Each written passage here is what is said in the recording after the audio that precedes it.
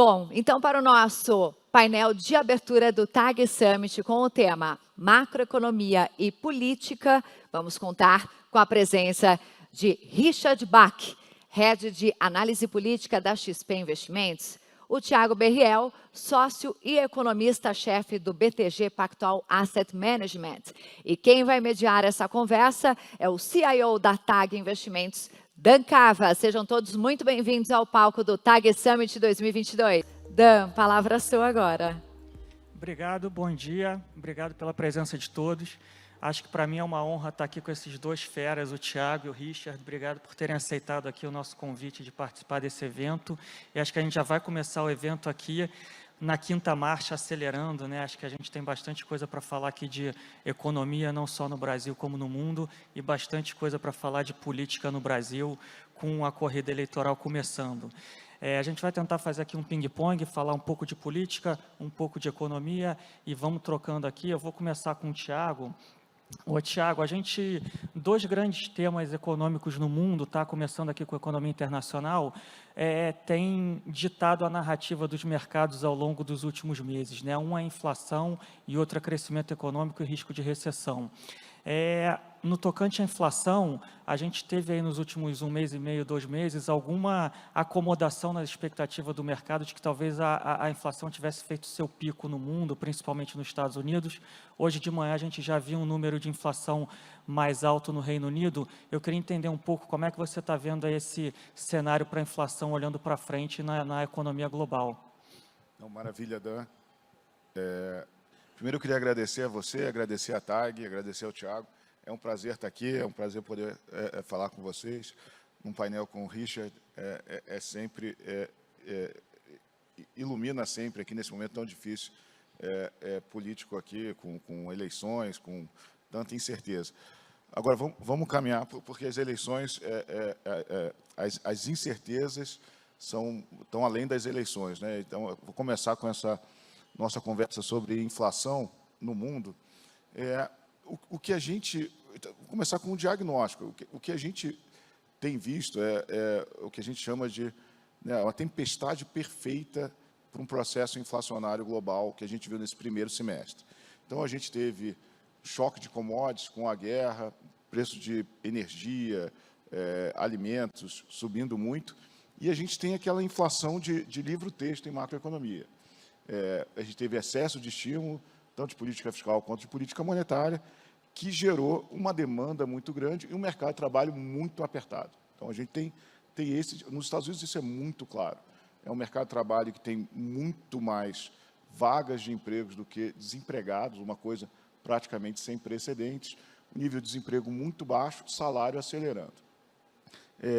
O que a gente viu na margem foi um certo arrefecimento de um desses componentes da inflação, que é o preço de commodities, preço de energia, retrocedendo um pouco. Mas, do outro lado, aquela parte, e a gente tem também alguns sinais de desaceleração da economia. O que a gente não tem é um diagnóstico claro de que essa desaceleração é, duradoura, 2, é suficiente para a gente gerar esse processo desinflacionário para frente. A minha opinião é que a gente não tem nada perto disso. A gente continua com o mercado de trabalho muito forte. A gente passou um período em que a aceleração de preço de commodities foi tão grande que tornou o preço das necessidades básicas da população muito mais caro. O salário real caiu, apesar do salário nominal estar subindo muito, porque uma parte da cesta subiu muito de preço. Então, quando a gente tiver esse reassentamento do preço de commodities, o que vai sobrar? Vai sobrar os preços inerciais ainda muito altos, os preços de maior inércia, os preços são difíceis de cair, que são mais relacionados a serviços, a itens que, para a sua produção, são mais intensos em mão de obra, e salários nominais ainda muito altos. Nesse momento, a gente vai ter salários reais mais altos e a gente vai ter uma sustentação dessa demanda por serviços e um pouco também de bens voltando. Então, a gente está naquele momento posterior ao primeiro choque de estímulo e inflação. A gente está assentando um pouco as coisas, mas não existe um sinal claro de que a gente está numa dinâmica desinflacionária constante e que a gente está caminhando inexoravelmente para uma inflação perto de 2 ou 2,5 em um ano ou algo do tipo. Só para concluir, para não me estender muito, os mercados parecem discordar um pouco dessa minha visão. Quando a gente olha uma combinação de juro nominal, earnings, que seria earnings na bolsa, que seria uma proxy para esse crescimento, e as implícitas, o que a gente vê é que esse juro terminal em torno de 3,5 geraria uma desaceleraçãozinha leve na economia, quase não impactando o earnings das empresas, e essa desaceleração leve geraria uma desinflação muito rápida. Parece otimista demais. Então, a gente provavelmente vai ver uma persistência maior e uma dificuldade maior de gerar essa desinflação nos países centrais do que o mercado estima hoje. Obrigado. A gente já volta aqui nesse tema. Acho que, para quem não sabe, né, o Thiago ele foi diretor do Banco Central, então ele sabe bem, já esteve lá sentado na cadeira e sabe como é difícil lidar com esse tipo de situação, mas a gente volta nesse tema já que eu vou querer saber como é que os bancos centrais ao redor do mundo eles vão precisar lidar com essa situação. Vindo aqui para o Richard, eu já vou tacar uma pedrada aqui nele, porque a gente começou a corrida eleitoral agora, essa semana, acho que as pesquisas eleitorais estão saindo agora com uma recorrência maior, e acho que todo mundo aqui quer saber exatamente quando a gente fala de Brasil, depois a gente vai entrar também um pouco no tema econômico de Brasil, mas em termos políticos, Richard, como é que você está vendo a corrida eleitoral nesse, digamos assim, início de campanha, né? Início oficial de campanha? A gente sabe que a campanha, de certo modo, já tinha começado, mas acho que agora, oficialmente, ela foi startada. Como é que está a sua leitura dessa corrida eleitoral e das últimas pesquisas econômicas que saíram aí ao longo da semana? Primeiro, bom dia, obrigado pelo convite, Dan, que me chamou meses atrás, lá, um prazer estar aqui com o Thiago. Eu acredito mais no Thiago que no mercado, tá? Eu recomendo. E a tarefa aqui vai ser curiosa, porque toda essa coisa de eleição, depois vocês vão começar a perguntar para o Thiago, mas e o que acontece com a economia e o mercado? E eu vou ficar só aqui assistindo. Então, a minha tarefa ainda é mais fácil que a dele aqui. Mas essa coisa das pesquisas assim, tem sido curioso, porque pesquisa, time de futebol, ministro, agora do STF, cada um tem o seu favorito, né? Toda semana sai uma pesquisa diferente, com um número diferente. A gente até tem criou um agregador para tentar tirar um pouco do ruído para cima e para baixo disso. E nesse agregador, tanto a nossa pesquisa quanto no agregador, a situação vem um pouco estável. Assim, o Lula vem liderando, acho que isso não é novidade para ninguém, né? O presidente Bolsonaro ele diz que não, mas ele tanto vê pesquisa e acredita em pesquisa que fez tudo que fez no mês passado, a PEC, mais auxílio, toda essa movimentação dos combustíveis. E a eleição é entre eles dois, né? Assim, a gente, desde o ano passado, tem dito, com algum nível de acerto, que era muito improvável ter um terceiro candidato. A gente nunca acreditou muito nisso, porque não por falta de mérito da terceira via, mas porque não tem espaço. Você tem duas pessoas muito grandes em cada lado, no lado azul, no lado vermelho, e não sobra muito espaço para um terceiro. A quantidade de gente que rejeitava os dois ao mesmo tempo, que é o grande dado que importa, para essa possibilidade de um terceiro candidato, no pico disso foi 16%. Então, nunca teve. E tinha um erro do mercado, nessa avaliação, que colocava lá na época Luciano Huck, depois Dória, depois Moro, agora Simone, Eduardo Leite, quando tentou ser candidato, colocava todo mundo na terceira via como se fosse todo mundo a mesma coisa. E para o eleitor não funciona assim. O cara que vota no Moro não necessariamente votaria no Dória, não necessariamente vota na Simone, então não dá para colocar todo mundo na mesma caixa. Então, nem esses 16 representavam ali 16% para um candidato. A gente olhou isso e falou, isso aqui não tem futuro, a tendência disso é diminuir, não aumentar. Descartamos logo de início essa coisa. E também nos parecia, assim, desde o ano passado, que não ia ser aquela diferença. O Lula com quase 50%, Bolsonaro com 25%. Sempre pareceu um pouco esticado aquilo, porque Bolsonaro é presidente da República, tem toda a máquina do governo, a força do incumbente, que é chavão, mas é real, né? Isso conta, assim. E, claro, campanha profissional. Dessa vez o presidente Bolsonaro vai ter isso, não teve na eleição passada. Tem gente ali na campanha dele que sabe o que está fazendo. Ciro Nogueira, Valdemar da Costa Neto, sabem jogar esse jogo, né? Então, a gente sempre acreditou que se fosse equilibrar um pouco mais. Uma coisa que não estava no nosso radar, que continua hoje, aí a gente pega, nas pesquisas quantitativas pega um pouco, mas pega muito mais na qualitativa, quando você faz aqueles grupos. A gente tem feito exaustivamente esses grupos focais. Em setembro do ano passado, eu mesmo pensava que a rejeição ao presidente Bolsonaro, no que se refere ao Covid, enfim, como ele liderou o país durante o período mais agudo do Covid, ela fosse diminuir, porque o cidadão, em tese, teria a 4ª dose, 5ª dose, 10ª dose da vacina, a economia aberta, e isso, na nossa percepção, lá na XP, parecia que ia diminuir. E o que saiu assim um pouco dessa avaliação, que a gente se surpreendeu desde abril, que vem fazendo e testando, é que segue muito forte. Né? Isso é uma coisa que ele não conseguiu reduzir. Foi oferecido o antídoto pelo Ciro Nogueira em janeiro para ele, que ele tomasse a vacina, mudasse um pouco a postura dele. Enfim, o presidente tem as suas posturas, tem o seu grupo político, ele resolveu continuar na linha que tinha e fechou uma porta importante de diálogo com esse grupo, especialmente de mulheres, né, que rejeita muito o presidente Bolsonaro pelas questões econômicas. A gente aqui vive numa situação econômica, numa bolha diferente. Né? Na vida real, na população mais pobre, a mulher, claro que sente a inflação mais do que o homem. Óbvio que os dois sentem, mas ela que vai ao mercado, ela que paga o colégio, é mais ou menos a estrutura de como as famílias são montadas aqui no Brasil. Então, as mulheres já sentiram a inflação antes e mais do que os homens, e ficaram lá com 2, 3 filhos em casa, colégio mais tempo fechado, não conseguiam vacinar, demorou a vida delas a voltar ao normal. Né? E quando a gente faz essas qualis, assim, faltou então esse diálogo do presidente Bolsonaro com esse grupo, com esse tema Covid, né? E faltou um pouco disso que ele está fazendo agora. Ele fez muito bem em fevereiro e março, de tentar falar um pouco mais do governo, depois voltou para uma agenda de urna eletrônica, uma agenda um pouco mais desses temas que ele gosta bastante, e agora ele voltou um pouco mais para essa agenda de novo, tentar falar do governo, falar de auxílio, tentar falar um pouco do... Você tem um orçamento do tamanho que tem, alguma coisa foi feita, então, assim, a melhor propaganda quem faz o próprio governo é o presidente, não adianta outro fazer, não adianta, o Paulo Guedes vai estar aqui, o ministro, ele faz uma propaganda imensa do governo, não adianta, as pessoas olham para o presidente, até porque a população mais pobre nem entende muito o que o Paulo Guedes fala.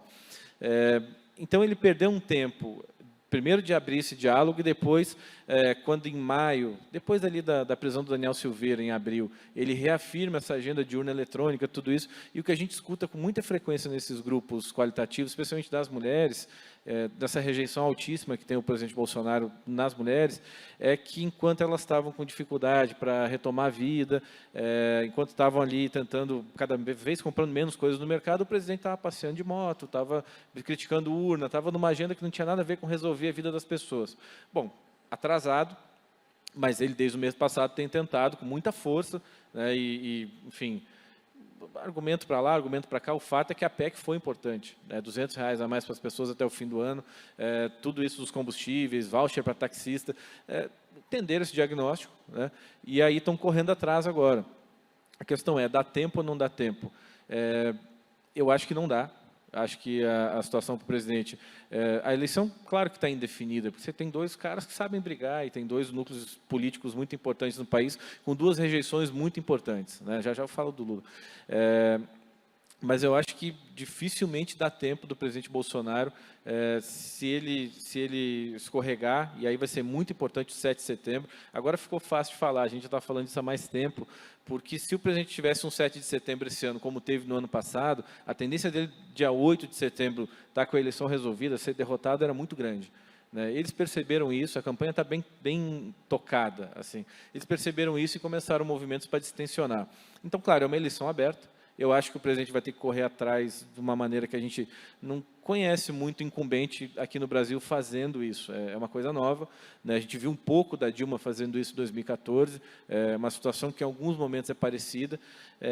Só que, do outro lado, tem o Lula. né, que tem essa memória e reafirma, assim, Dan e Tiago, não é possível que o cidadão, falando bem dele, todo santo dia como ele faz, desde 2003, falando que ele fez, ele aconteceu, não vai ter uma massa de gente que acredite. Tanto faz quando ele fala a verdade, quando ele fala coisas que não são tão verdadeiras assim, que a gente está falando é da política real, né? E o que o Lula faz todo dia, desde 1º de janeiro de 2003, já fazia antes, mas com essa mídia de presidencial, enfim, se elogiar, né? Então tem muita gente que acredita nisso, escuta, enfim, embarca, é isso mesmo, compara a vida hoje, compara a vida na primeira década, e as pessoas não sabem nem pronunciar commodity, vão saber que é preço de commodity, imagina. Então tem essa comparação das pessoas, a gente pega isso nas pesquisas, minha vida está melhor agora, o tema corrupção, ele afeta sim o presidente Lula, a gente fez alguns testes de pesquisa, ele perde votos à medida que isso vai sendo exposto, não necessariamente só a corrupção ligada ao nome do presidente Lula, mas a ex-ministros, a companheiros de partido, isso tira votos dele, então essa é uma coisa que a gente pode ver nos próximos dias acontecendo, certamente a campanha do presidente Bolsonaro, do Ciro Gomes, enfim, vão explorar bastante isso, então tem alguma arrumação ainda nas pesquisas de intenção de voto. Eu acho assim, eu nunca acreditei muito na tese de primeiro turno, tá? Achei sempre muito esticada, assim, quando você olha os números, não parece que vai dar, assim, continuo não acreditando muito, já duvidei mais. Depende dos votos do Ciro Gomes, a nossa próxima pesquisa é tentar entender para onde vai o eleitor do Ciro, quem são, porque tem núcleos ali diferentes, e o que faz esse eleitor, eu acho que o Ciro não derrete tanto assim, capaz da Simone bater 5%, aí muito difícil ter primeiro turno. Mas o Lula dificilmente desce dos 40. Então, ele fica ali, dependendo da pesquisa, 42, 45, 41, né? Dificilmente ele baixa dos 40. E o presidente Bolsonaro, quanto mais perto ele chega de 40, mais ele vai encontrando a rejeição dura dele, que ele não está conseguindo ali dissolver, ou abrir diálogo, ou fazer coisas nesse sentido. Uma coisa que foi um efeito positivo para ele, claro, dos R$200 adicional do auxílio, mas que a gente tem pego nas quais os últimos dias, que é problemático para ele, eles não conseguirem falar em voz alta e colocar no orçamento, e, enfim, mostrar para as pessoas que continua no ano que vem. O Ciro Nogueira falou, o governo fala, mas não está no orçamento, o presidente não consegue fazer campanha com isso. Assim, a gente tem uma coisa que eu percebo assim, nas pessoas, às vezes parece que a pessoa não tem nível de estudo muito alto, ou coisa assim, não percebe esse tipo de coisa, mas as pessoas estão cada vez entendendo um pouco mais, né, desse tipo de coisa quando é feito no período eleitoral e tudo. Então as pessoas, assim, nesses grupos dizem, mas é até o final do ano, né? É só para a eleição, pô, mas será que continua no ano que vem? Então o Lavareda que fala isso, assim, você resolveu a angústia imediata, mas você não resolveu a angústia do ano que vem, quando começar material escolar, tudo isso, a pessoa vai ter menos dinheiro no começo do ano que vem, e aí todo mundo faz esse tipo de conta, né? Então, isso é um negócio que, no curtíssimo prazo, ajudou ele a ter a melhor semana da vida dele na campanha na semana passada, mas não está ajudando a ser aquele efeito de conseguir dialogar com a população mais pobre, dizer, o governo está aqui se mexendo. Assim, tem espaço ainda para fazer alguma coisa nisso? Tem. É bom para a economia? Não necessariamente, porque você vai ter que esticar no ano que vem, não tem esse dinheiro no orçamento. Mas, assim, a gente tem um roteiro, para encerrar esse trecho aqui, a gente tem um roteiro muito brasileiro, né? No primeiro ano o cara economiza, no segundo ano tem eleição municipal, gasta um pouquinho, terceiro ano prepara, no quarto ano é campanha, assim, raspa o tacho, e aí no ano que vem, se ele for reeleito, é problema dele, ele tenta resolver, se não ganhar a eleição é problema do outro, então ele não tem nada a ver com isso. Então, tem uma chance de, agora em setembro, a gente ver um pouco mais de aceleração de coisas de governo para tentar ajudar o candidato, o presidente Bolsonaro tentar ajudar o candidato Bolsonaro. A gente pode ver coisas assim, o que é ruim, enfim, para os mercados, vai dar susto, mas é isso, a gente está seguindo esse roteiro, arrisca, não tem dúvida disso. Então, sim, falando muito diretamente, acho que as pesquisas dificilmente mudam muito a dinâmica nos próximos dias, mesmo a campanha tendo começado agora. O Lula continua liderando, o Bolsonaro continua subindo ponto a ponto, e eu acho que o Bolsonaro tem mais cara de 40 que cara de 30. Então, vai subir, vai ser muito mais apertado do que parecia antes, assim, para a gente não é surpresa. Foi surpresa semana passada, foi curioso, porque A gente falava isso, e aí no nosso time mesmo ali, começou a olhar as pesquisas, sair, a gente olhava e dizia, pô, mas está subindo, né? E agora, vamos fazer... Aí, um momento, você tem que dar um passo atrás e dizer, não, mas a gente já estava falando isso, então vamos ter calma, né? E eu acho que é o caminho natural, né? O volume de campanha, tudo isso que foi feito, o presidente Bolsonaro vai olhar para esses 40 e vai assustar o PT, vai assustar o Lula, e aí a campanha vai ficar cada vez mais movimentada e agressiva, né? Não vai ser campanha de grandes debates, vai ser campanha de grandes pancadarias. Legal, vai ser com emoção então, né? A gente volta um pouco nesse tema daqui a pouco, voltando aqui para o cenário internacional, e a gente fala de Brasil, eu sei que o Thiago deve estar quicando ali para falar um pouco de Brasil, mas a gente vai deixar aqui para o final, vamos seguir aqui no internacional. Acho que você falou um pouco dessa questão da inflação, a inflação ainda deve ficar sticky, né? Deve ficar alta por muito tempo. Se a gente pegar o que vinha sendo feito ali no primeiro semestre do ano, acho que pegando o Banco Central americano, principalmente, né, o Fed, ele vinha sendo bem sucedido no projeto dele, que na verdade é apertar as condições financeiras, né? Ele vinha subindo juros, ele vinha reduzindo, depois já acabou o quantitative easing e começou a retirar a liquidez do mercado, e aí a gente viu um aumento de spread de crédito, aumento de taxa de juros, queda das bolsas. Você, como ex-diretor do Banco Central, sabe como é que isso funciona, que basicamente você aperta as condições financeiras para tentar reduzir a inflação. Uma parte relevante desse efeito acabou sendo invertido agora nesse começo de segundo semestre, né? As bolsas voltaram a subir, spreads de crédito fecharam, taxas de juros caíram, muito em cima de um receio de crescimento, né? Desaceleração de crescimento, recessão, né? Eu entendo que algumas regiões estão piores que outras, acho que a economia americana está até um pouco mais saudável, robusta do que o resto do mundo, mas você tendo sentado lá na cadeira do Banco Central, vendo essa situação de inflação, vendo o que aconteceu com as condições financeiras nas últimas semanas, aí 4 a 5 semanas, o que você vislumbra para frente, né? O que os bancos centrais vão precisar fazer, falando de cenário internacional, depois a gente fala um pouco também de Brasil, mas como é que é a tua perspectiva olhando para frente e colocando no meio desse cenário todo, o que você está vendo de cenário de crescimento, né? Não só para Estados Unidos, mas um pouco também dividindo aqui China e Europa, que acho que são as principais regiões do mundo. Vamos lá. Eu acho que você colocou muito bem. Política monetária, ela não é só, né, a definição dessa taxa básica de juros. Quando um banco central define a taxa básica de juros, ele tem a esperança, em uns países ele conhece melhor o mecanismo, ele sabe que o mecanismo de transmissão é mais forte, que em outros ele espera que esse aumento de taxa se propague para outros ativos da economia, tanto na dimensão, né, do temporal, da maturidade dos juros do governo, quanto na dimensão de risco. Você vai ampliar spreads e vai fazer com que o crédito fique mais caro em outras dimensões de risco e nos próprios ativos de risco, né?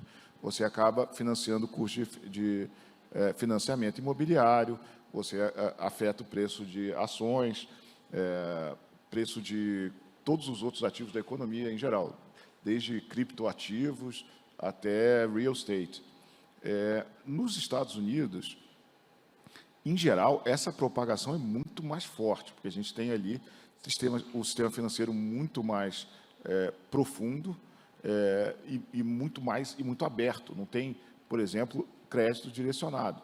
Não tem nada parecido com o que a gente tem com crédito imobiliário no Brasil, ou com o Plano Safra. A gente reduziu bastante isso hoje. O BNDES está muito mais próximo de mercado, mas a gente não tem. A gente tem um mercado financeiro muito mais profundo e muito mais livre. Então, o que a gente viu no começo do ano foi aquele primeiro movimento, aquela constatação de que o ciclo ia ter que ser maior, se refletindo em todos os lugares. Então, a gente via as taxas de mortgage americana com um ajuste muito violento, muito maior do que o que a gente via de ciclo de juros, e a gente viu a Bolsa toda refletindo esse novo ambiente de juros. Mas, de novo, esses processos de ajuste, eles são muito menos lineares do que a gente supõe, né? Então, às vezes você senta na cadeira, você tem um plano, você vê mais ou menos o que você espera que aconteça na economia, mas no meio do caminho acontecem coisas muito diferentes que você acha que está dando tudo errado, mas no final a lógica econômica prevalece. O que a gente está vendo aqui é um pouco, eu acho que aqui, sendo absolutamente honesto, em parte tem a ver com a própria condução da comunicação do Fed. A gente está tendo um sobressalto nas condições financeiras vinda dessa a comunicação às vezes muito hesitante, né? Se há alguns anos atrás, há um ano atrás, a gente tivesse uma conversa aqui hipotética e dissesse que o Fed ia dar em 2 reuniões consecutivas 75 bips em cada uma das reuniões, 1,5% de aumento, e a gente ia ter e logo depois dessa segunda reunião, a gente ia ter o S&P na parte não lucrativa de high duration, performando horrores, a gente ia achar que está todo mundo maluco. Mas é aquela coisa, política monetária é mais do que a decisão, é também a comunicação. O que a gente viu foi um pouco de hesitação, foi um front load do ciclo, com alguma hesitação de quão longe você iria, com alguma preocupação com a atividade. No final, ele deixou transparente uma função de reação da política monetária que estava olhando não só a inflação, mas também a velocidade do ajuste.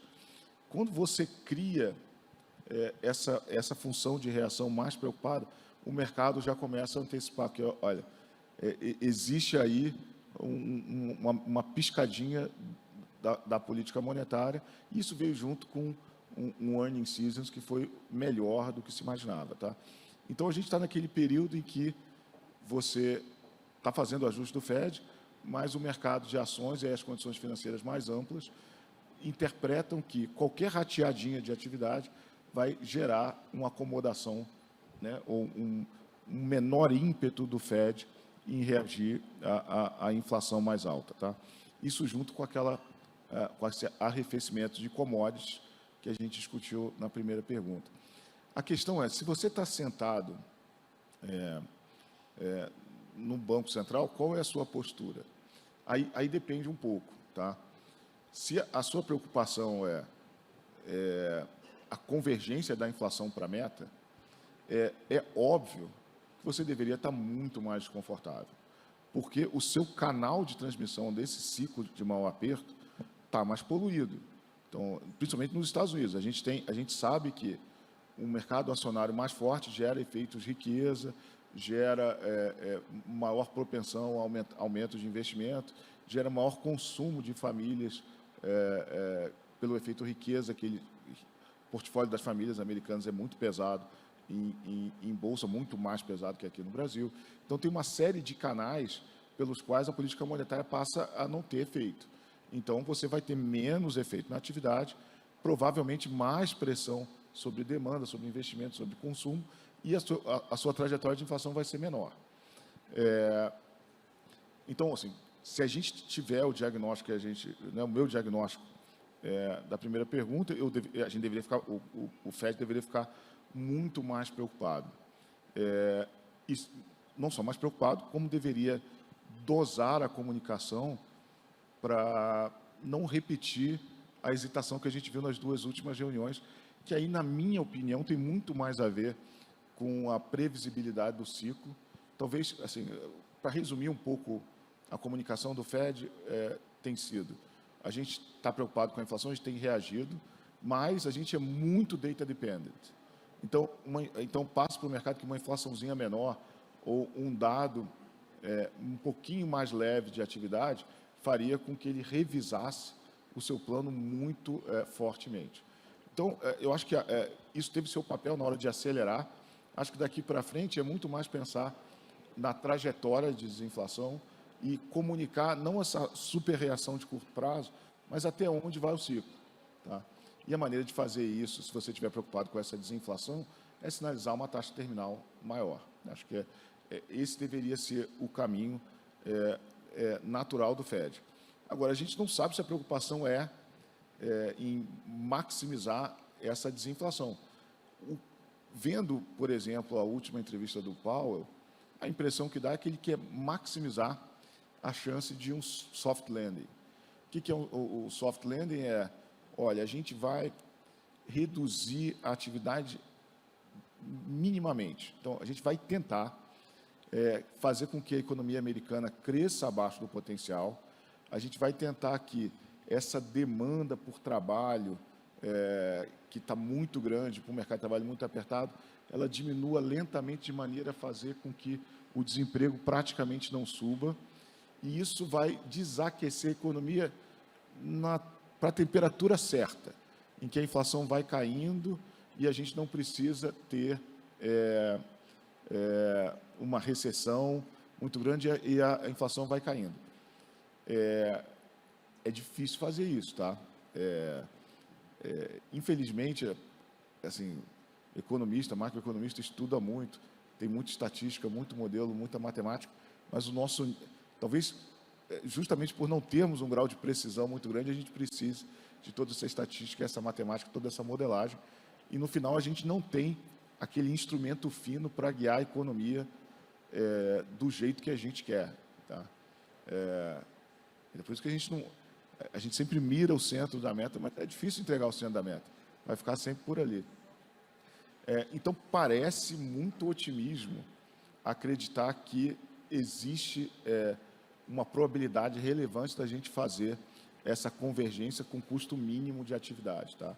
Então, se você estiver apostando nesse soft landing, talvez a sua postura seja de comemorar até que essas condições financeiras não estão suavizando o caminho, tá? Eu claramente estou na ponta de que isso deveria ser um incômodo e a convergência da inflação e a desaceleração passa por ter condições financeiras mais pesadas e o Fed deveria ajustar o discurso para isso. Você mencionou Europa e China, são situações um pouco diferentes, tá? Vamos, por proximidade, não só geográfica, mas também econômica, vamos pensar primeiro no caso europeu. Ali a gente tem algumas características parecidas com a situação americana, que é excesso de estímulo, retomada de atividade, uma inflação que, em parte, vem desse excesso de estímulo de atividade e uma necessidade de ajuste de política monetária, tudo numa escala um pouco menor do que a dos Estados Unidos, essa inflação de livro-texto, mas a gente tem ali um choque de commodities muito mais poderoso com a guerra e com a questão do gás, tá? E como é que você... A pergunta... E a gente tem uma perspectiva muito ruim, que é o risco de, no inverno, com o aumento da demanda por gás na Europa, a gente continuar com problemas de supply e isso gerar uma escassez física, né? Não é nem uma questão de o preço vai subir muito. Não, o preço vai subir muito porque não vai ter o produto. Então, a gente não vai ter a energia para suprir desde aquecimento até o parque industrial alemão. Nesse mundo, qual é a reação da política monetária? Alô? Qual é a reação da política monetária? Algumas pessoas dizem assim, não, isso vai gerar uma recessão tão profunda que a política monetária deveria ser estimulativa, a gente deveria ter uma reversão no ciclo. Olha, não é isso que é o procedimento padrão. O que a gente vai ter é um choque de oferta, um reforço do choque de oferta clássico. A gente vai ter uma interrupção da produção, que vai aumentar o preço não só da energia, mas de produtos em geral, e vai ter repercussões em outros lugares do mundo. Provavelmente, isso vai vir combinado com alguma suavização de fiscal para as famílias, então a demanda vai continuar suportada por uma oferta muito reprimida. Isso é inflacionário classicamente. Então, você vai ter, a política monetária deveria combater não os efeitos primários, mas os efeitos secundários desse efeito. É mais ou menos o que aconteceu agora no leste europeu. No leste europeu, a gente está vendo um choque de commodities se transmitindo pelo resto da economia e uma inflação muito mais alta do que na Europa Ocidental, tá? China.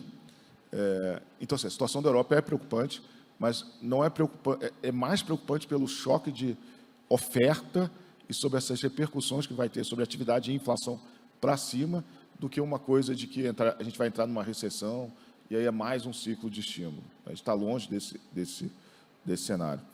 Na China, as coisas são sempre mais nebulosas, né?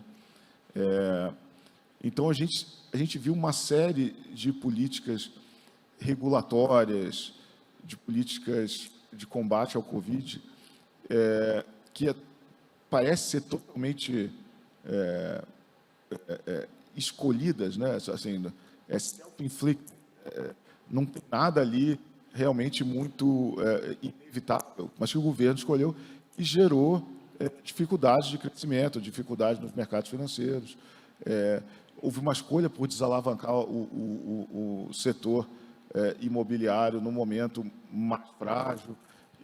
Então, a gente tem ali uma série de políticas que fez com que a economia ficasse um pouco mais fraca. Estou falhando um pouco. Ficasse mais fraca. O que a gente tem visto na margem são políticas estimulativas. Então, quando a gente olha local government bonds, issuance, lá política fiscal, política creditícia e política monetária se misturam um pouco. Então, a gente tem que ver uma mistura de política fiscal e política de crédito para ver o que está acontecendo. Então, a gente já tem corte de juros, a gente tem alguma expansão creditícia, mas o que normalmente se dava é que essas políticas estimulativas batiam na atividade muito rápido. Talvez por conta dessas posturas de política contra a Covid, políticas regulatórias, essa transmissão está mais lenta. O nosso caso base é que, apesar de ser uma caixa preta de difícil entender, é que essas políticas estimulativas vão pegar, e existe espaço. Então, você tem um espaço para aumentar crédito, tem um espaço para depreciar a moeda chinesa. É bom para todo mundo, é estimulativo para a China, que não tem inflação, e é desinflacionário para os outros países, só não é bom para exportadores de commodities, como o Brasil. Mas, para o resto, para mundos avançados e para eles, é muito bom. Então, é um momento da história único em que todo mundo vai ficar feliz com a depreciação da moeda, todo mundo, Estados Unidos, Europa e China. Então, talvez seja por aí que esse estímulo venha também. É um cenário internacional bastante complexo, né? Acho que, fazendo aqui uma brincadeira com o que você falou, se desse o gabarito para a gente, né, antes das 2 reuniões do FED, a gente ia fazer a prova e errar, né? Porque o que você falou, né, 2 altas de 75, acho que a Nasdaq já subiu 20% desde então, a S&P subiu 10%, 12% desde então. Os mercados realmente reagiram de uma forma bastante diferente do livro-texto. E, como você falou, a economia não é uma ciência exata, né? Quando você senta lá na cadeira, às vezes você acha que vai reagir de uma forma e vai reagir de outra. Então, de fato, é um cenário internacional bastante complexo. Daqui a pouco a gente fala de Brasil, vamos voltar aqui para o cenário político, Richard. Acho que uma das coisas que a gente mais ouve, né, acho que um dos maiores medos que a gente ouve dos clientes, né, dos clientes institucionais, dos nossos clientes de pessoa física, é a possibilidade do terceiro turno, né? E aí eu queria entender um pouco, você também está muito na estrada, fala muito com o cliente. Primeiro, existe de fato esse receio do terceiro turno? Acho que para quem está nos assistindo, né, o terceiro turno seria eventualmente um dos candidatos ganharem, que acho que no caso aqui seria o candidato Lula, e o atual presidente Bolsonaro não entregasse a faixa e tentasse fazer algum ruído em torno dessa transição de cargo, e a gente ouve muito essa preocupação dos nossos clientes. A gente viu toda essa questão da Carta da Democracia, eu não sei se isso ao certo foi uma reação a esse receio, então eu queria ouvir um pouco a sua opinião, se tem probabilidade disso acontecer, qual é essa probabilidade, como é que Brasília vê isso, e se de fato você vê uma preocupação aí dos clientes, do mercado, em relação a essa possibilidade. Não, tem preocupação, sim, começando pelo final, tanto aqui de clientes locais quanto clientes estrangeiros. Os estrangeiros sempre perguntam, assim, até porque a coisa do Trump, lá do Capitólio, foi muito significativo, né? Numa democracia sólida como é a dos Estados Unidos, aconteceu uma coisa daquela, sinal pode acontecer em qualquer lugar, ficou meio liberada a coisa. Assim, eu acredito em algum nível de agitação, tá? Não acho que, se o cenário que a maioria das pessoas tem do ex-presidente Lula ganhando a eleição, não acho que vai acontecer aquela chamada do presidente Bolsonaro, olha, parabéns, você ganhou a eleição, está aqui, vamos começar a transição amanhã. Eu acho que nada disso vai acontecer. A gente vai entrar, talvez não de parte do presidente Bolsonaro, mas eu acho que as estruturas elas vão reagir. Ontem aconteceu uma coisa que pareceu corriqueira, mas não foi. Lá no TSE, o ministro Paulo Guedes mesmo apertou a mão do Lula, apertou a mão da ex-presidente Dilma, apertou a mão do Temer, de todo mundo. Então, tem algum nível de institucionalidade em Brasília que independe um pouco das pessoas, né? Conhece o Banco Central não ia embarcar numa coisa dessa jamais. Então, acho que o Judiciário tampouco. Fica ali algum questionamento sobre as Forças Armadas, eu acho que, no final das contas, pelos contatos que a gente faz também, não vê institucionalmente as Forças Armadas embarcando em nenhum tipo de coisa. E, por último, assim, acho que tem que se questionar sobre o motivador. Eu acho que o presidente Bolsonaro, claro, não vai ficar satisfeito se perder mesmo a eleição, não vai reconhecer a derrota, vai causar algum nível ali de confusão, até porque para ele é conveniente, né, que seja assim, politicamente para ele é bom, não é ruim. Tem níveis disso, né, que ele pode também sair muito derrotado numa situação assim e aí ficar politicamente irrelevante. Acho que não vai errar o nível disso. Mas, independente do presidente Bolsonaro convocar ou não, eu acho que vai ter de parte da militância dele, como a gente já viu em outros momentos, de outras militâncias de outros candidatos e outros partidos, algum nível de inquietação. Caminhoneiros bolsonaristas vão se questionar se para ou não para, vão fazer greve ou não vamos, a urna eletrônica foi roubada ou não foi, a versão está aí, né? Vai ter protesto, Copacabana vai ficar cheio de gente, aqui na Paulista vão dizer que a eleição foi roubada, vai ter, isso eu acho que está mais contratado do que, sinceramente, uma coisa estrutural. Sabe, o presidente chamou, o presidente quer fazer. Eu não vejo isso acontecendo assim. Acho que ontem foi importante. A carta teve um papel, claro, bastante relevante, até porque mostrou que uma parte importante da sociedade, do PIB brasileiro, da economia, não vai topar uma coisa assim.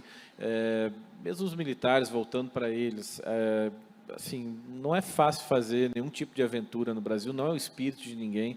Eu acho que tem agitação, eu estou preparado, assim, pessoalmente. Acaba a eleição do segundo turno ali no último final de semana de outubro, mais 15 dias para frente, pelo menos mais 2 semanas de agito e indefinição, aceitou, não aceitou, o pessoal foi para a rua, volta quando, pode ter algum nível, greve de caminhoneiros em Santa Catarina. No Piauí eu acho que não vai ter, mas Santa Catarina pode ter, no interior de Santa Catarina. Aí a polícia vai ter que ir lá, vai ter que liberar. Pensa assim, ó, um 8 de setembro do ano passado amplificado. Acho que pode ter uma coisa assim, acho que é razoável imaginar, porque o pessoal vai ficar muito bravo, né? Perder a eleição para o Lula, toda essa história da urna, toda essa história de questionar a eleição, isso, assim, convence pessoas. E essas pessoas vão para a rua convictas de que aconteceu alguma coisa. Então, acho que está contratado mais uma coisa institucional mais pesada, de, olha, vamos questionar, tem que rever a eleição. Eu acho que isso perdeu muita força depois da carta e depois de ontem, e a tendência é ir perdendo mais força, porque também, assim, a realidade vai se consolidando, né? Nesse sentido, as pesquisas, a campanha, vão ajudando também a consolidar uma realidade, e tem também, na população, as pessoas cansadas, né? Todo mundo querendo retomar a vida, querendo baixar um pouco a tensão política, desde 2013, quando começaram aquelas manifestações que a gente não tem 6 meses de sossego, né? Pensou-se que teria ali com o Temer, quando o presidente Temer virou presidente, veio lá o caso, enfim, do Joesley, e dali também já emendou com a eleição. Quer dizer, acho que tem também um pouco das pessoas cansadas, sabe? Bom, economista quer voltar a fazer conta, né, Tiago? Está todo mundo cansado a gente faz aqueles roteiros com os economistas do mercado, leva em Brasília para fazer contato com o governo, com o Congresso, o Judiciário, para tentar entender um pouco, e o pessoal volta dizendo, cara, eu estou doido para olhar para o meu modelo e dizer, bom, inflação vem daqui, não vem porque a política deixou de tomar uma decisão. Isso eu acho que demora um pouco a acontecer, né? Não vai chegar nesse estágio, mas acho que a tendência das coisas irem se consolidando agora no período eleitoral ajuda muito a baixar essa temperatura. Então, resumindo, acho que vai ter algum nível de ruído. Sim, o mercado se preocupa com isso, aqui dentro e lá fora, comum ouvir esse tipo de pergunta, mas acho que vai ter uma acomodação.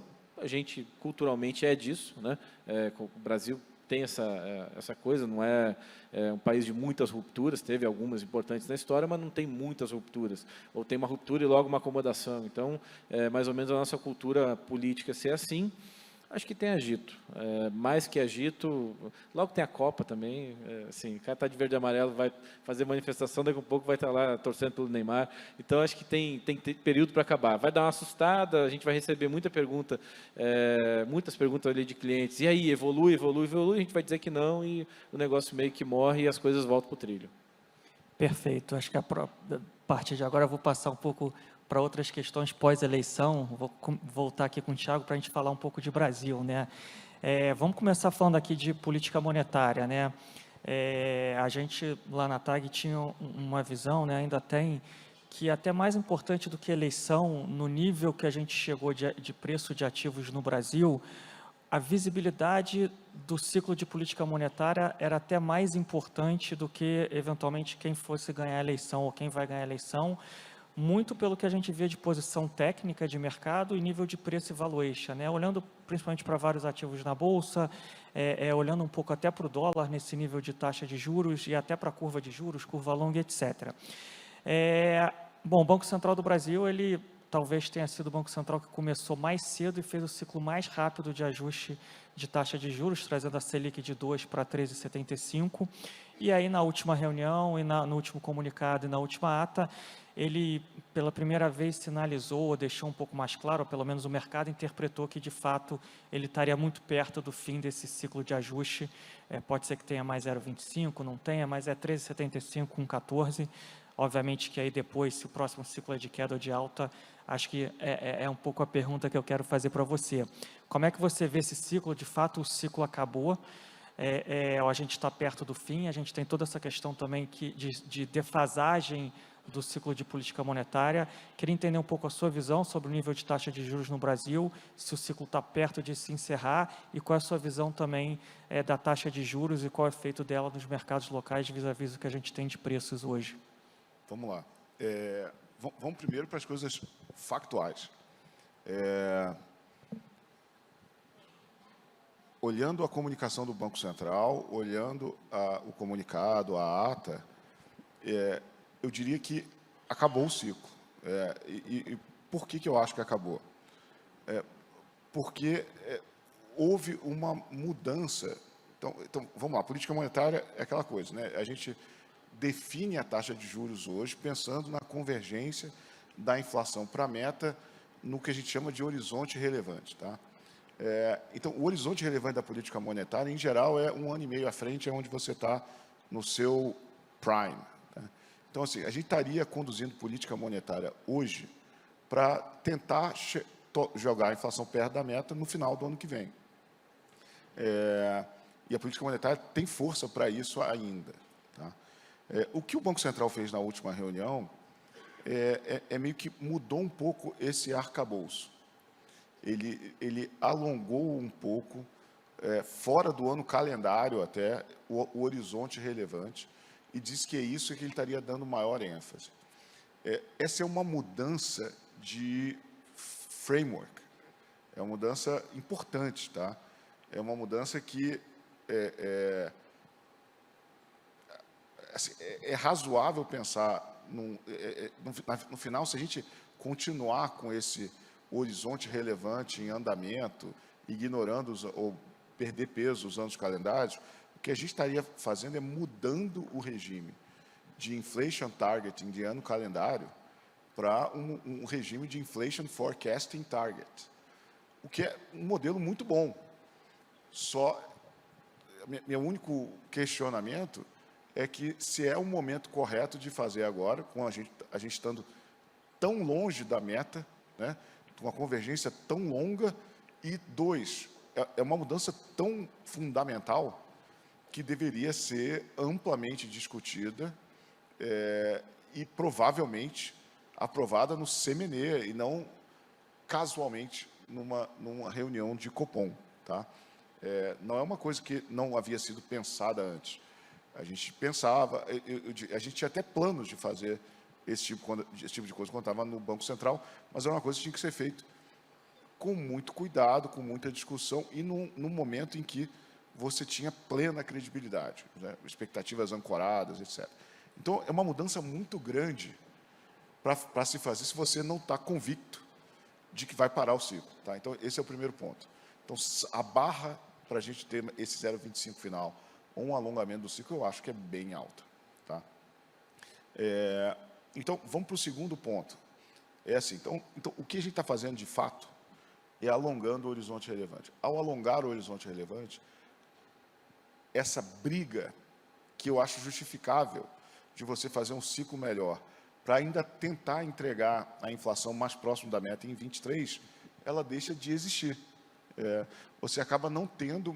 Assim, o Banco Central diz para você, olha, a coisa que você achava que eu estava procurando, que é entregar a inflação perto da meta em 23, eu já não estou mais muito preocupado. Então, eu não tenho mais motivo, assim, visto de hoje, para fazer um novo aumento. Então, provavelmente, se tudo der certo, a próxima movimento de juros vai ser um movimento de corte. E aí a gente tem outras questões, assim, são muitas questões, política monetária é sempre um assunto animado. Uma é que, na comunicação, o Banco Central, ele não é muito claro, mas ele dá a entender ainda que a estratégia, ele é menos claro dessa vez do que na última, que ele tem na mesa uma estratégia de high for long, que seria manter o 13,75 por um tempo maior. Mas, de novo, se você tiver mesmo um horizonte relevante, um Inflation Forecasting Target, que você mira a inflação por um ano, daqui a 6 meses ou 9 meses, esse high for long não tem pegada, ele é inconsistente intertemporalmente. Você vai estar sempre... Você só vai ficar high na medida que essa sua projeção no horizonte relevante estiver acima ou abaixo da meta. Como a projeção dele de 24 está em 2,7, conforme o tempo vai passando, essa projeção dele deve ir caindo, salvo qualquer outro problema. Então, é natural imaginar que o próximo passo é de queda. Tá? A grande questão, então, isso é no cenário das projeções dele e da comunicação dele. A grande questão é que a gente tem muita incerteza no meio do caminho. Então, acho que o Richard vai saber falar melhor do que eu. A gente tem eleição, que vai ser essa coisa animada, todo mundo agressivo, criativo, generoso, nos próximos meses, que tem implicações sobre o fiscal. E fiscal tem implicação sobre prêmios de risco, câmbio, ancoragem de expectativas de inflação. Então, a gente tem muita incerteza no meio do caminho, que pode deteriorar esse cenário de projeção de inflação mesmo, de como a gente vê a inflação daqui para frente. E depois das eleições, a gente, acho que o Richard também pode falar muito melhor que eu, a gente vai ter que endereçar o que vai ser o novo arcabouço fiscal. Endereçar o novo arcabouço fiscal traz em si novas dificuldades que podem afetar a política monetária. Então, quando a gente olha o ciclo, é um ciclo de política monetária grande. Então, é 13,75 de juro nominal. Com uma inflação esperada para o ano que vem, vamos lá, se o sujeito é bem pessimista, vai colocar em 6. Se ele é menos pessimista, vai colocar em 5. Independente do que seja, é uma taxa de juro real bem alta. Dadas as nossas expectativas, ou estimativas de juro neutro, a gente deveria estar numa trajetória de desinflação, de restrição de atividade. Tá? O problema são essas incertezas que estão fora do modelo, que tem a ver com a política fiscal, que tem a ver com a ancoragem das expectativas, que pode ser uma dificuldade a mais para a condução da política monetária. Mas, de novo, política monetária é a escolha do risco que você quer correr. Esse Banco Central, ele fez essa mudança de framework, está correndo um risco um pouco diferente de quem estaria mais animado em trazer a inflação mais perto da meta em 23, mas o cenário base é que esse ciclo funcione. Perfeito. Vamos pegar o gancho, então, do fiscal, né?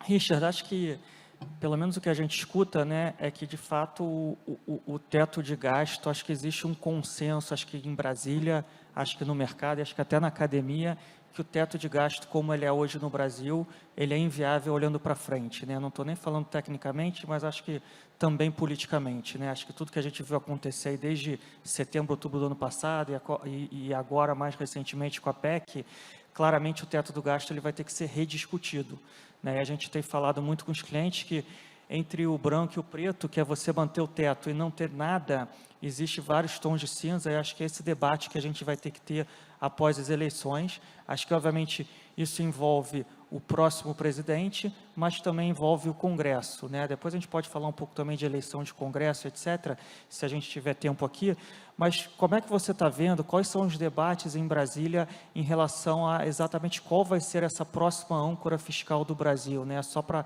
finalizar a pergunta, acho que também pegando o gancho aqui do Thiago, acho que um dos receios do mercado, acho que uma das coisas que faz com que o prêmio de risco nos ativos do Brasil seja tão alto, ou esteja tão alto, é exatamente a incerteza dessa âncora fiscal. Então, eu queria entender um pouco se Brasília tem noção disso, né? Porque não é só o presidente, né? Acho que o Congresso hoje tem muito poder, acho que a gente tem que ter um pouco isso em mente. Como é que está esse debate em Brasília e qual você acha que vai ser o caminho que vai ser tomado? E aí você pode comentar um pouco, obviamente, se o presidente for Bolsonaro, se o presidente for Lula e etc. Isso, assim, você toca num ponto muito sensível. Acho que o Congresso já foi muito relevante nesse mandato, acho que vai ser muito relevante no próximo também. É um Congresso que esse ano foi bastante criativo e generoso, para pegar aqui as palavras do Thiago. E aí, ano que vem, eu acho que segura um pouco mais a onda, segue um pouco daquele roteiro. Dificilmente vão ter reformas fiscais. Eu costumo dizer para os clientes ali que a gente conversa que 2003, 2011, que a Dilma fez ali alguns ajustes importantes, vindo de 2010, 2016, quando o Temer virou presidente, e 2019, quando o Bolsonaro vira presidente, não existem mais. Assim, a sociedade mudou, a gente viu isso acontecendo ao vivo no Covid, as pessoas ficaram mais pobres. Eu acho que todo mundo lembra, assim, ali em março e abril e maio do Covid, todo mundo queria uma resposta do que Brasília ia fazer, né? E aí o detox para um país que está muito acostumado a esse tipo de coisa é difícil. Então as pessoas ainda querem soluções que venham de Brasília e soluções que sejam generosas, e generosidade vai requerer criatividade, não vai ter jeito. Então acho que uma dessas respostas é bastante óbvia, assim. Não vai ficar sem nenhum tipo de regra fiscal, acho que dificilmente fica. Mas necessariamente a próxima regra fiscal vai ser pior que o teto. Então a gente já vai ter uma piora nisso, sabe? Ela vai ser mais permissiva, porque os dois governos ou vão estar com esse estoque de gastos desse ano, que não vai corrigir no ano que vem, né, vai ampliar. Os R$600 é uma realidade, com o Bolsonaro ou com o Lula, é uma realidade, vai ficar R$600. Se o presidente Bolsonaro ficar, é muito difícil voltar atrás, as pessoas não vão estar melhores no ano que vem, não vai acontecer, né? E a perda de credibilidade dele pode ser uma coisa parecida com o que foi a da Dilma quando ela nomeia o Levi, né? Um cavalo de pau muito forte. Então, acho que o presidente Bolsonaro não cai nessa armadilha, manter os R$600 necessariamente tem que gastar mais. O presidente Lula hoje falou que quer corrigir tabela de imposto de renda, vai manter R$600, quer dizer, vai ter que rever a regra fiscal, não cabe no teto. Funcionalismo com pressão para reajuste também vai ter nos dois governos. Acho que o governo, obviamente, do PT é mais permeável a esse tipo de pressão. Então, se vai ter uma briga quem tem benefício fiscal não vai querer abrir mão de nenhum centavo, então você vai ter uma briga imensa na política, na sociedade, por pedaços do orçamento, e de um orçamento que não vai comportar todo mundo e que tem esse teto. Então, o teto cai, é difícil ficar o teto como é hoje. Também, de novo, acho difícil não ter nenhuma regra. O que a gente escuta? Acho que ali do Bolsonaro é mais óbvio, assim, é um teto um pouco mais permissivo para algum tipo de gasto, né? Do lado da campanha do PT, tem mais criatividade. Então, tem algumas propostas. Tem uma proposta que eu acho que é menos exequível, que vem dos governadores do Nordeste, que seria você ter uma meta de investimento. Então, você tem que cumprir a meta de investimento para depois você ver o que sobra no orçamento e dar reajuste, enfim. Mas aí teria que desindexar saúde e educação, e o governo do PT não vai fazer isso. Então, acho que é uma ideia meio natimorta, não vai muito para frente. Mas foi a primeira ideia que circulou. A segunda ideia, que eu acho que é frágil, porque nós vimos o que aconteceu com a Dilma, tudo virou investimento, mas era voltar com o que era no próprio governo Lula. Ali você exclui investimento da meta de primário. A armadilha aqui é que tudo vira investimento, né? Então, tudo que o governo quer fazer, vai lá, exclui, investimento, então não entra na meta de primário, a gente começa a ter de novo contas fictícias, né? Então, isso é um problema. E a terceira é uma proposta que tem circulado lá com a ajuda de alguns economistas bem respeitáveis, que é você dar um waiver para o governo de 4 anos, já com o gasto previsto ali do que também é investimento, investimento social, investimento em infraestrutura. Nessa regra desses 4 anos, você excluiria, não faria a discussão do teto inicialmente, mantém o teto para determinadas despesas, você faria o que fez agora o Bolsonaro, né? Você tira lá um pedaço, deixa pagar programa social, deixa pagar investimento e mantém o teto para as outras coisas e discute o que fazer com o teto. Sim, só é mais fácil de botar no modelo para você saber qual é o endividamento em 4 anos, né? Mas ainda assim é ruim, porque não tem dinheiro. Então, é isso, assim, a regra fiscalmente vai ser pior, não vai caber todas as demandas que tem da sociedade, da política, com a permissividade que os 2 candidatos principais apresentam nesse momento, e que é um pouco do DNA dos dois, né? Dificilmente a gente fica com uma regra muito crível de orçamento que seja reformista, né, para você diminuir a expansão fiscal. Vai ter algum nível de expansão fiscal, sim, tem demanda na sociedade para isso. O Congresso não vai ficar na frente, nenhum dos 2 governos. Muito difícil o Congresso ser mais realista que o rei. É claro que o Congresso modera, né? Também ninguém vai ver nenhum dos 2 governos se tomasse uma direção, não em ano eleitoral, vamos excluir 2022 dessa conta, mas no ano que vem é muito difícil o Congresso ver algum dos 2 presidentes ali, ou reeleito ou eleito, andando muito rapidamente em direção ao muro e topar isso, né? Nosso Congresso tem esse senso de sobrevivência, que antes é um senso de sobrevivência próprio, né? Se não tiver país, não tem Congresso, então não adianta muito. E aí sim tem algum nível de moderação. Mas eu acho que fiscalmente a nossa situação ela é mais permissiva no ano que vem, um ambiente que não permitiria pouco ou nenhuma permissividade. Acho que muda muito pouco, tá? De um candidato para o outro, sinceramente. Acho, claro, se o presidente Bolsonaro sai reeleito, vai ter um questionamento se fica o ministro Paulo Guedes, se não fica. Não sei se ele fica, não falei com ele sobre isso, mas de parte da política vai ter, claro, pressão para ou tirar o Paulo Guedes ou dividir o ministério dele. Então, de novo, o centro dessa agenda mais liberal econômica, que ele começou, pelo menos no começo do governo representava um pouco mais, naturalmente já vai ser enfraquecida. Porque, vamos lá, né, a gente tem graça nenhuma o Centrão reeleger o presidente Bolsonaro e, de novo, entregar a agenda do governo para o Paulo Guedes. Não vai acontecer assim, né? Vai continuar tendo RP9, vai continuar tendo pedido, ou pelo menos tentativa política de expansão das RP9, né? Vai ter uma mudança, assim. De novo, não tem 2003, não tem 2016, não tem 2011, não tem 2019. 2023 vai ser diferente dos primeiros anos, ainda que a gente não veja nenhum tipo de explosão irresponsável, sabe? Não tem regra nenhuma, agora o governo vai fazer o que quiser, né? E o mercado que aguente. Também acho que não é assim, né? Mas vai ser pior, assim, para o mercado vai olhar o fiscal em um framework bem pior do que a gente tinha em 2017. E o Congresso, você acha que vai ter alguma renovação ou muita renovação nesse pleito eleitoral? Pouca, tá? A gente já tem o Congresso com maior taxa, a gente viu essa conta ontem, a maior taxa de candidaturas à reeleição da história.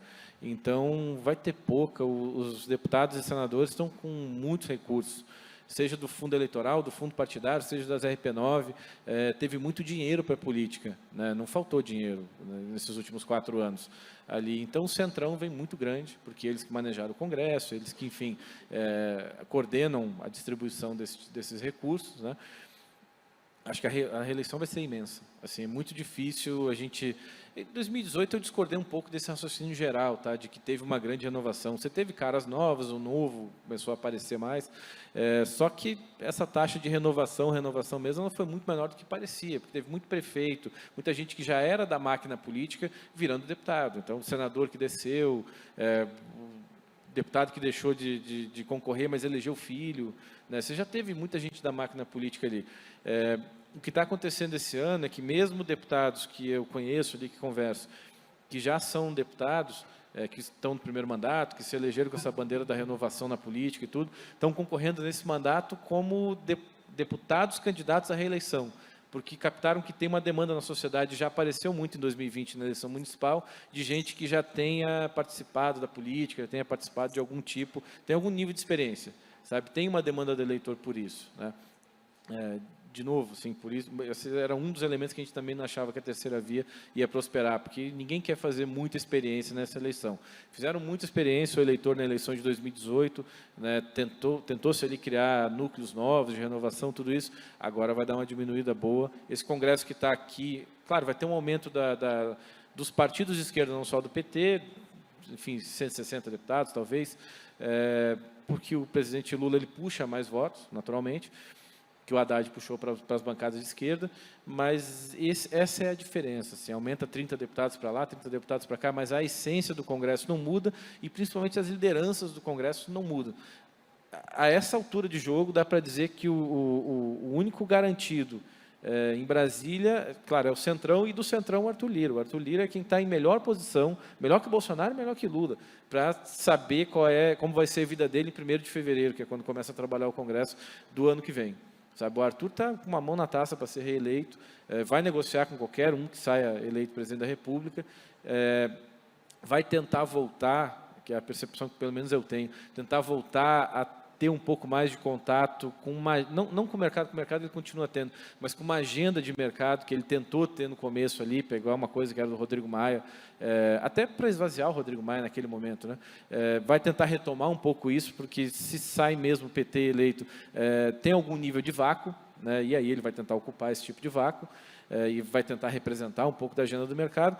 Então, por isso que, na minha percepção, não deve ter muita maluquice. Assim, vai ser pior, óbvio, sabe? Mas sem ficar muito óbvio que vai explodir, ou que agora é tudo irresponsável, o Congresso está embarcado. Acho que não. Acho que o Congresso vai trabalhar bastante para que tenha Brasil, como fez em 2016, 2017, e sobreviver junto, né? Não adianta o Congresso assim, prejudicar ou embarcar numa onda mais de desorganizar o país fiscalmente, porque aí não tem RP9, não tem emenda, quer dizer, a situação deles piora muito também.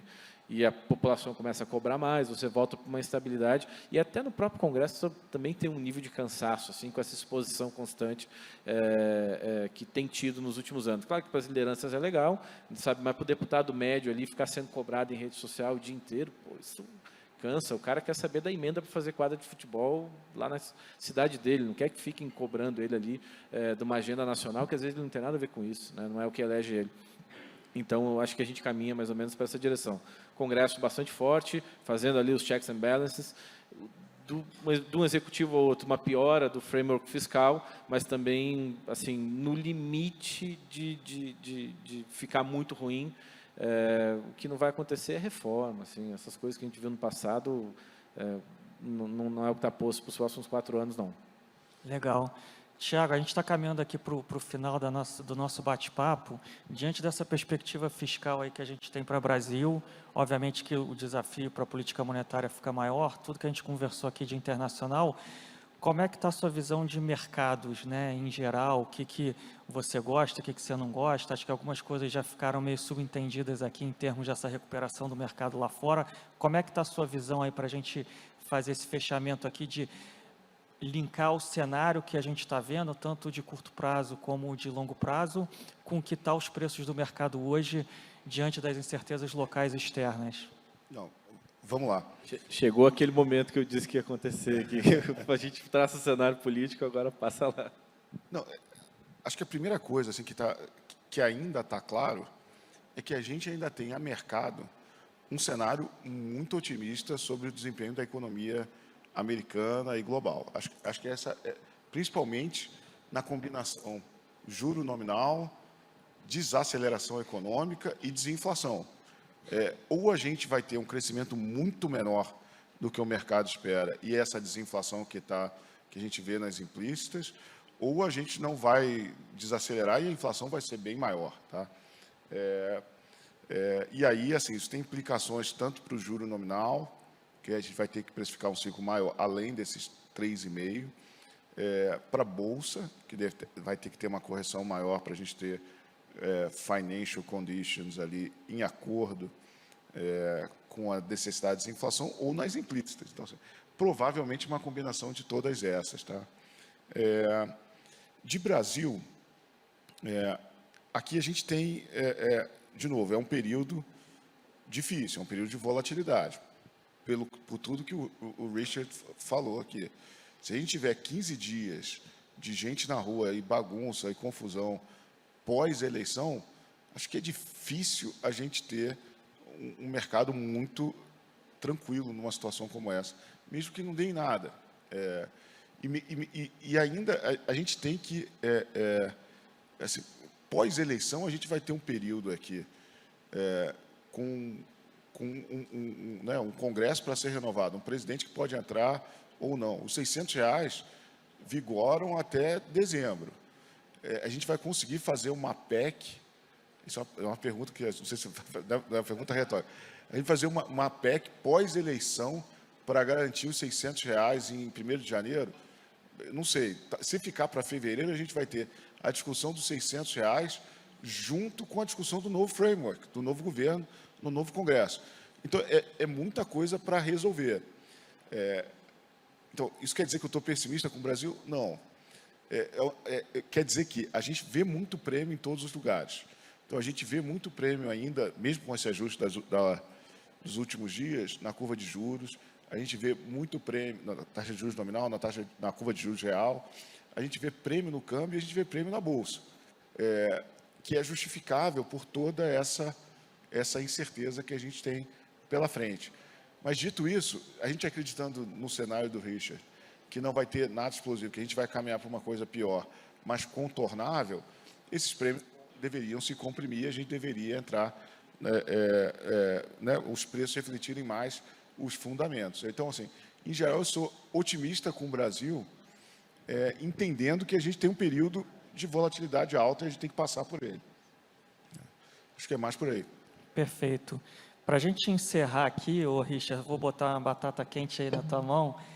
Acho que duas curiosidades. Uma, se existe alguma conversa, algum burburinho de quem seria um eventual ministro. Acho que no governo Lula não teria ministro da Economia, né? Acho que com certeza eles desmembrariam um ministério, mas quem seria essa pessoa? Acho que isso para o mercado é uma pergunta bastante relevante.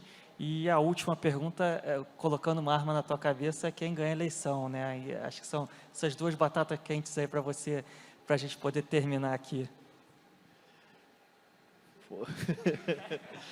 Não, arma na cabeça, acho que o Lula ganha a eleição, é o que a gente está dizendo há algum tempo. Fazendo aqui meu head, eu não gosto de fazer muito desvio, acho que o Lula ganha a eleição, está posto para ele ganhar a eleição. Ainda não é fácil, o Bolsonaro ainda não ganha a eleição sozinho, sabe? Ele ainda precisa que o Lula entregue a eleição para ele em alguma medida. A campanha do PT é muito ruim, o Lula não está indo bem, então é uma coisa que pode acontecer, sabe? Mas precisa disso acontecer para ter uma reversão nesse quadro, o presidente Bolsonaro passar e ganhar a eleição 50% mais um. Senão, é difícil. Nomes, assim, acho que tanto do Bolsonaro e do Lula, o cenário para os dois é parecido, né? Porque mesmo que o presidente Bolsonaro não queira dividir o ministério, enfim, a coordenação política do governo vai fazer uma força danada para dividir o ministério, recriar planejamento, indústria e comércio, né? O Centrão, assim, já assumiu o orçamento, falta assumir os cargos, né? Então, passo 2 é esse, então é por aí. E mais dado que isso é que se o presidente Lula ganhar a eleição mesmo, vai ter a volta desses ministérios, acho que é óbvio, e tem um trabalho adicional para a gente que olha a política e para o mercado também, de entender não só um nome, vai ter que entender quem é o ministro da Fazenda, o do Planejamento, que é tão relevante quanto, porque é quem gasta, né? É quem tem a SOF, a Secretaria do Orçamento, e a Casa Civil, que nos governos Lula se ficou uma lição, primeiro com o Zé Dirceu e depois com a Dilma, ele deixa a Casa Civil, de fato, coordenar o governo e vai fazer política. Então, é importante ver quem seria o Casa Civil nesse governo, porque fala muito dessa linha de como o governo se posiciona nos temas econômicos, né, do dia a dia com o Congresso, de como vota as coisas e quanta força o governo vai colocar em determinado tipo de agenda.